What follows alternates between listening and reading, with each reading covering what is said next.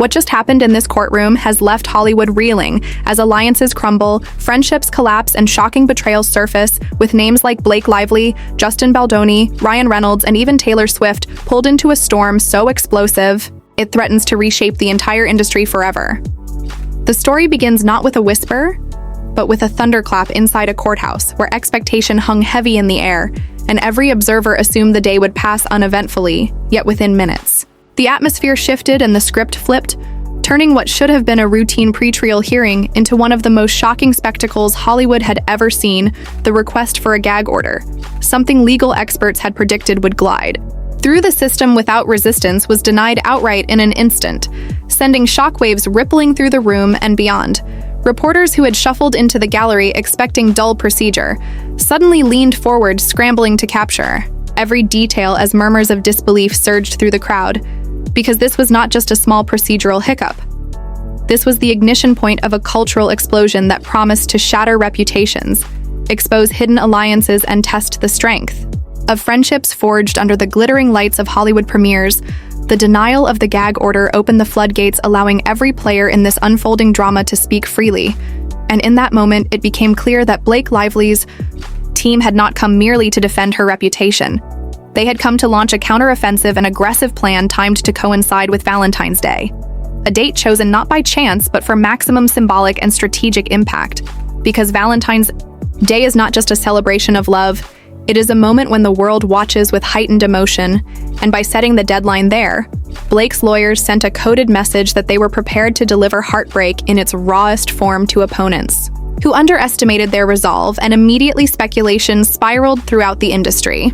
Insiders whispered about sworn statements quietly being collected from individuals not even mentioned in the court filings, and some claimed powerful, unseen figures were pulling strings from the shadows, fueling theories of betrayal and manipulation. Yet amid the frenzy, Justin Baldoni's attorney Brian Friedman emerged steady and measured, insisting his client's innocence would shine through, dismissing the rumors as little more than background noise. His calm words, however, could not disguise the shifting battlefield, because what was unfolding was no longer simply about court filings. It was about the narrative itself, a war waged through carefully timed leaks, cryptic public statements, and sudden revelations. And as the crowd outside the courthouse buzzed with speculation, attention turned sharply toward fractures within once unbreakable alliances. Ryan Reynolds, once a vocal supporter of Baldoni, now loomed as the most dramatic symbol of betrayal. For years, he and Justin had been seen together at charity galas and fundraisers, with Ryan praising his collaborator as talented, passionate, and generous. The image of friendship appeared unshakable until leaked texts shattered that illusion, with Ryan allegedly referring to Justin as a deranged predator.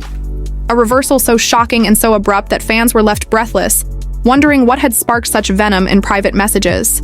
When public interviews had only recently overflowed with admiration, the whiplash of that betrayal intensified questions. Was Ryan pressured to turn against Justin?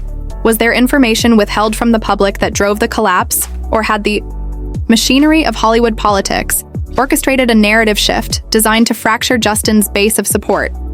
Conspiracy theories bloomed across social media, suggesting rival camps engineered leaks at just the right moment to divide and destabilize.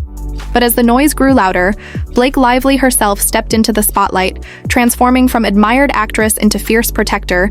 Determined to shield not only her own image but the reputations of those closest to her, she petitioned for a special protective order meant to prevent discovery from ensnaring third parties.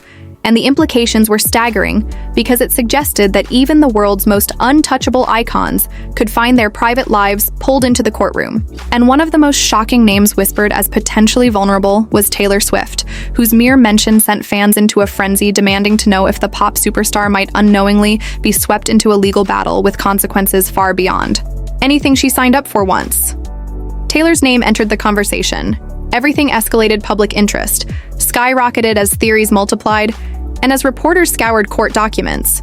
The question loomed whether Blake's legal maneuvers were genuinely about protecting innocent bystanders, or a tactical warning shot fired across enemy lines to signal that no one was safe in this escalating war. The Valentine's Day deadline took on the weight of a ticking time bomb, with each day drawing closer to a moment when one side or the other would unveil a move so devastating that reputations, careers, and friendships could be obliterated. And in the meantime, leaked remarks revealed hidden cracks among supposed allies' conversations about script revisions that spiraled into accusations of sabotage, painted a picture of a fractured camp where unity was a facade, and betrayal lurked beneath the surface. Those revelations made fans and critics alike ask whether Justin's team was fighting purely to clear his name or engaging in a broader effort to smear rivals and seize control of the narrative. The glittering image of Hollywood as a world of camaraderie and creativity was unraveling thread by thread, exposing a murkier reality of competing agendas, suppressed truths, and alliances forged as much for survival as for loyalty. Even Baldoni's own website seemed to fuel the suspense with a cryptic footer, suggesting that more shocking uploads were coming soon, stoking anticipation that further bombshells could detonate at any moment in what now resembled less a legal dispute and more a high-stakes chess match where every move was designed to catch the other side off guard, and with whispers of intimacy coordinators organizing tense meetings from which Blake was conspicuously absent. The symbolism grew heavier, painting her as a figure both central to and apart from the storm, and with every leak, every text, every statement. The stakes rose higher, the sense of inevitability thickened, and the realization spread like wildfire that this was only the beginning of a saga that could engulf not just those directly involved, but the entire Hollywood system itself. What made this saga even more gripping was how quickly the personal bled into the professional, because what began as whispers of tension on set soon evolved into a sprawling narrative of broken trust, competing truths and revelations that no one could have anticipated, and central to that escalation was the exposure of private communications messages that revealed one reality in public and another entirely behind closed doors. Longtime collaborators who once praised Justin Baldoni as warm, supportive, and collaborative now appeared in leaked texts describing unease, suspicion, and even fear. And while some observers dismissed those remarks as the product of stress or exaggeration, others pointed to them as proof that Hollywood's polished surface had always been a carefully curated illusion, meant to disguise a far less harmonious reality. Brandon Sr., a friend and collaborator who had frequently spoken in glowing terms about Justin on talk shows, suddenly appeared in leaked exchanges, admitting that many felt pressured to toe the company line and suppress any criticisms lest they risk alienation, or worse, the contrast between smiling interviews and candid private confessions was startling, and for fans who had believed in the authenticity of the camaraderie, it was a jarring revelation, one that begged the uncomfortable question: if these bonds were so fragile, how much of Hollywood's endless anecdotes of family-like unity could ever be trusted? Blake Lively herself faced a similar contradiction, once beloved as approachable, kind, and generous, with countless stories of small personal gestures that boosted morale. She now appeared as a calculating strategist, willing to weaponize legal filings if it meant protecting her brand and her inner circle. Her supporters argued that she was simply doing what anyone would do in her position, refusing to be steamrolled by a system that too often protects powerful men. But critics wondered aloud if her transformation was proof that Hollywood warmth is nothing more than armor, a glossy shield used to deflect scrutiny and criticism. The tension only deepened with the appearance of an intimacy coordinator whose role at first glance seemed innocuous, but whose behind-the-scenes meeting raised eyebrows across the industry, because this coordinator allegedly organized a pivotal gathering where cast members voiced private concerns about boundaries, professionalism, and creative direction. Yet Blake was absent, a detail small on the surface, but one that took on enormous symbolic weight in the minds of critics who argued that absence reflected not scheduling conflicts, but deeper unspoken fractures, whether intentional or not. Blake's absence fueled speculation that she had distanced herself from conversations too raw, too uncomfortable, or too revealing to attend. And once the story snowballed, her absence became a metaphor in itself, a symbol of the widening cracks in the carefully maintained unity of the project. As those cracks widened, the court filings began to draw in more names beyond the core players, turning what once looked like a dispute between individuals into a sprawling saga threatening to engulf the entire industry. Because with every subpoena and every protective order, new possibilities emerged. Possibilities that even megastars like Taylor Swift could see their private communications exposed in the crucible of discovery. The frenzy surrounding her potential involvement was unlike anything the case had generated so far. Fans across the globe speculated endlessly on social media. Hashtags, trended theories flourished, And suddenly, the story was no longer just about Hollywood insiders. It had become a global obsession, capable of dominating headlines in music, entertainment, and culture alike. The ripple effect of even the suggestion that Taylor's private world might be touched by this legal battle created shockwaves because she is one of the most carefully curated brands in the world, and the idea of her personal texts appearing in court filings threatened to upend the balance between celebrity image and the raw, unfiltered truth.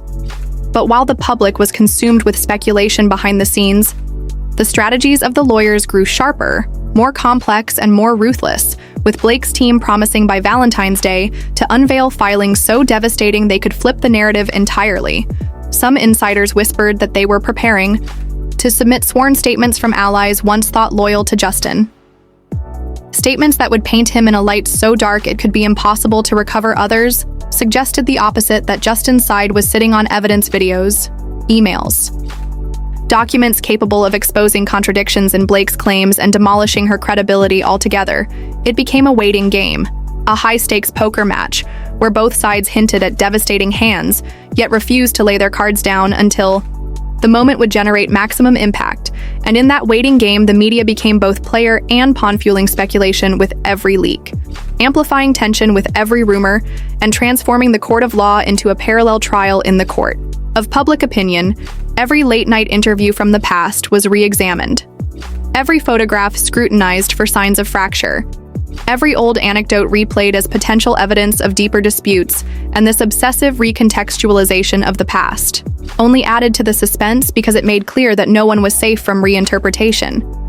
Even the warmest smiles could now be read as masks hiding contempt, even the kindest words as rehearsed lines delivered under duress. What began as a legal clash was evolving into a cultural mirror, reflecting the fragility of reputation in the digital age and showing how quickly carefully built brands could be dismantled once the curtain was pulled back and the reality beneath revealed to be darker, more complicated, and more human than the world had been led to believe. And as the deadline loomed, with Valentine's Day drawing closer, like a drumbeat, the feeling spread that something was coming, something so dramatic, so explosive, that the Hollywood system itself might struggle to absorb the shock, because whether the bombshells came from Justin's side or from Blake's, the end result would not be containment, it would be detonation. As the clock ticked closer to Valentine's Day and the stakes mounted higher than ever, the narrative surrounding this case no longer felt confined to the courthouse.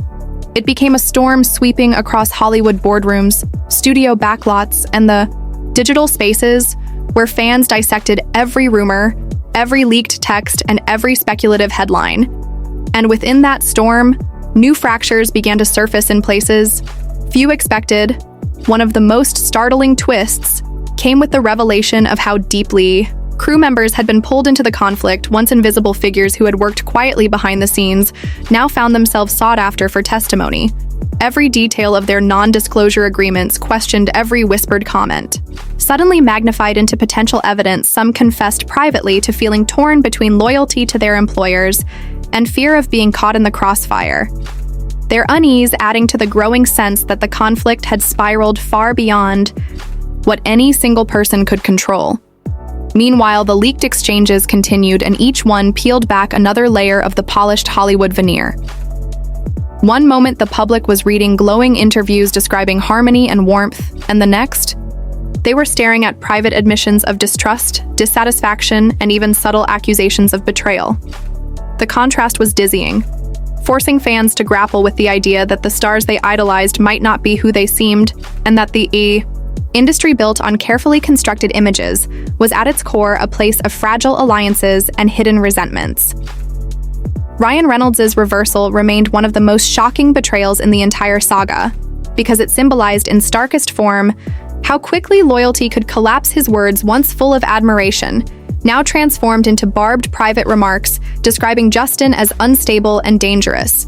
And this abrupt shift left the world asking what had happened behind the curtain to turn admiration into condemnation. Was it personal discovery, professional conflict, or the subtle pressure of forces larger than any individual could withstand? The speculation alone fueled endless debates across fan communities and media platforms, with every theory adding to the atmosphere of paranoia and mistrust.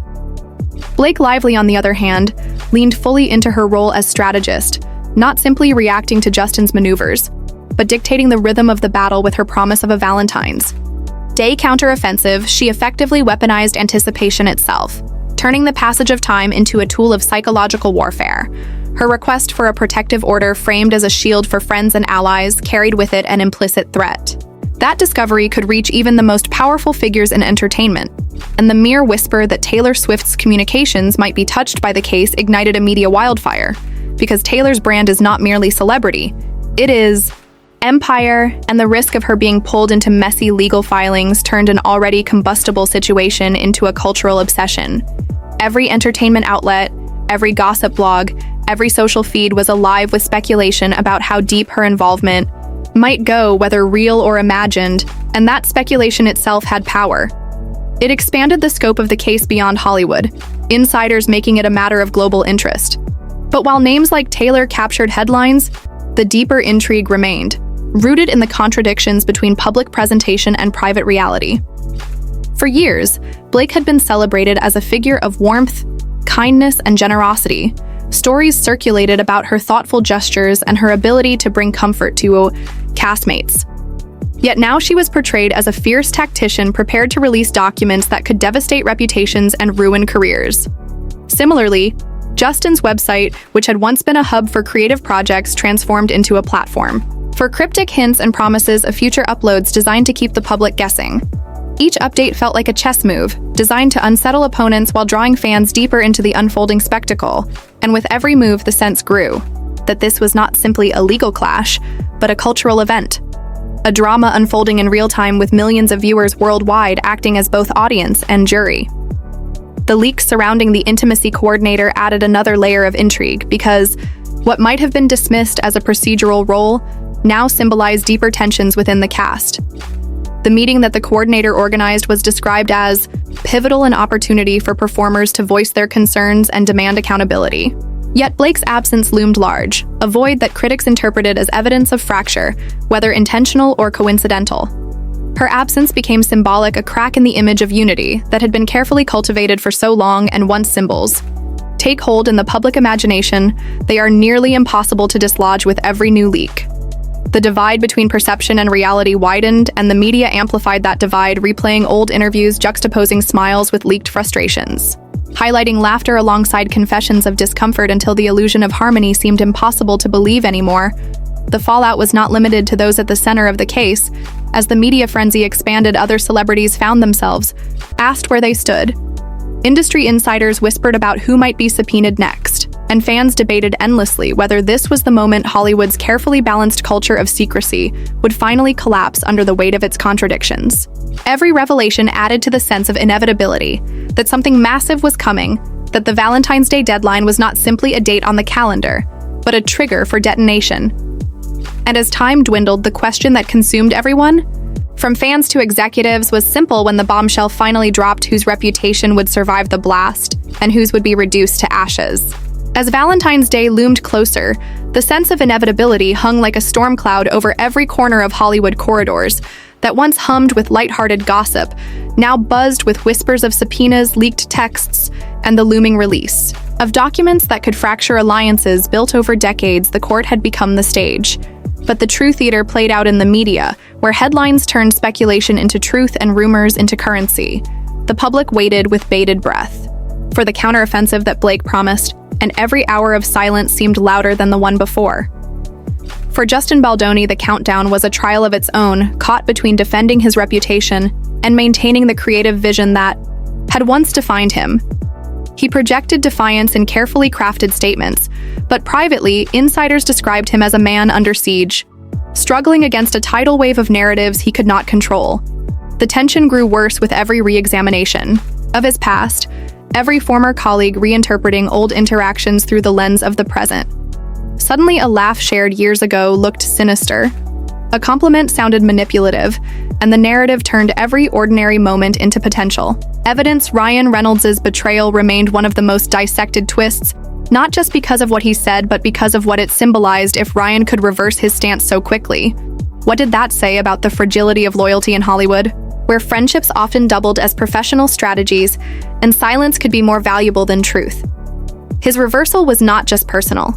It was a warning shot to anyone who believed alliances were secure. Fans analyzed every detail of his shift, in tone from supportive words that once built Justin up to chilling private admissions that painted him as unstable, and this dissonance ignited endless online debates. Was Ryan pressured into flipping, or had he truly seen something behind the scenes that made him change his stance? No answer arrived, and so speculation thrived. Blake, on the other hand, became a master of anticipation. Every move calibrated, every statement designed to deepen the tension surrounding her promised evidence. Drop her legal filings requesting protective orders for friends, allies, and even corporate partners carried dual weight publicly. They framed her as defender of privacy, but beneath the surface, they suggested knowledge of documents so volatile that they could destabilize reputations across the industry. The implication alone was enough to terrify studios' agents and executives who suddenly found themselves scanning their past communications, wondering if their words too might someday appear in black and white as weapons in a courtroom. The most combustible element in the speculation remained Taylor Swift, whose name hovered over the case like a sword suspended by a single thread. Taylor herself remained silent, yet her silence only amplified the tension, because in her silence, the public projected every possible scenario. Some imagined her standing firm behind Blake, others whispered about loyalty fractured, still others feared the ripple effect that any leaked message might have on her global empire. The fascination was not limited to fans. Her peers in the music and film industry understood the magnitude of such a revelation and how it could redraw the balance of power in Hollywood. Justin's cryptic posts on his website continued to add fuel to the fire. Every update, a riddle; every silence, a provocation. Each entry read like a move in a psychological chess match, a game designed not just to defend himself, but to unnerve his opponents. The intimacy coordinator remained another ghostly presence in the saga. The details of the meeting she arranged were revisited endlessly by the media, who framed it as a defining moment where performers were invited to voice discomfort. Yet Blake's absence was treated like an omen. The moment she failed to appear transformed her absence into a symbol of fracture and disunity. Once that symbol took hold, it spread through commentary blogs, fan discussions, and industry analysis until it became fact in the public. Mind perception had hardened into reality, and nothing short of undeniable proof could undo it. Meanwhile, the industry itself found its foundations rattled. Executives who had long relied on private arbitration and carefully managed settlements now faced the possibility that discovery could drag their unfiltered words into daylight. The entertainment machine thrived on illusion, on the careful balancing act between public image and private conduct. But this case threatened to rip away the curtain, leaving nothing but raw contradictions in its wake. Fans, once content to enjoy the art, now demanded accountability for the artists, and with every leak, that accountability grew sharper and more unforgiving. Valentine's Day was no longer just a date; it had become a countdown clock, a metaphor for the detonation of secrets. The digital world turned it into a global spectacle, with hashtags trending across continents, speculation videos racking up millions of views, and podcasts dissecting every angle. The frenzy itself became self-sustaining, a storm of obsession where the line between fact and theory blurred beyond recognition. Blake's strategy of delay and promise turned time into a weapon, keeping Justin and his supporters in a state of perpetual anxiety and feeding the public's insatiable hunger for the reveal. At the same time, Justin's counter-strategy of cryptic hints kept his base engaged, leaving them to believe he held cards yet unseen, and that belief itself fueled defiance. Both sides waged war not just in the courtroom but in the arena of perception, an arena far larger and far more merciless.